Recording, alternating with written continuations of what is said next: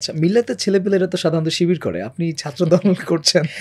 না, আপনার মিল্লাতের সব ছেলেপেলেরা শিবির করে এই ধারণাটা আসলে সঠিক না। এরকম একটা ধারণা হয়তো মাঠে থাকতে পারে। যাদেরকে একটু শিবির বিদ্বেষী হয়তোবা চিন্তা করে। হুম। এরকম অনেক ছেলেপেলেই আছে যাদের ব্যাকগ্রাউন্ড হচ্ছে মিল্লাত থেকে। আমি না, আর নাম নিচ্ছি না আরকি। আমরা যেমনটা দেখেছি যে ডাকসুতে যিনি ছাত্রদলের ক্যান্ডিডেট ছিলেন ভিপি প্রার্থী, তিনিও কিন্তু মিল্লাতের শিক্ষার্থী জি। ছিলেন।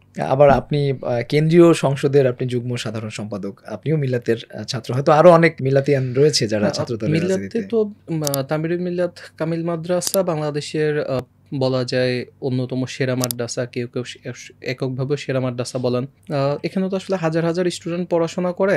ধারণা করা হয় যে বাংলাদেশের সেরা অনেক ছাত্র এখানে পড়াশোনা করে। এবং আপনি যদি ঢাকা বিশ্ববিদ্যালয়, জাহাঙ্গীরনগর, চট্টগ্রাম, আ স রাজশাহী এই বিষয়গুলো বিবেচনা করেন, একটা বড় অংশই দেখা যায় যে মিল্লাতের স্টুডেন্ট এখানে ভর্তি হয়। স্বাভাবিকভাবে এখন এখানে যে সবাই শিবির করে বিষয়টা তা না। আচ্ছা, এই আচ্ছা। আছে যারা শিবিরের বাইরেও রাজনীতিটা করে।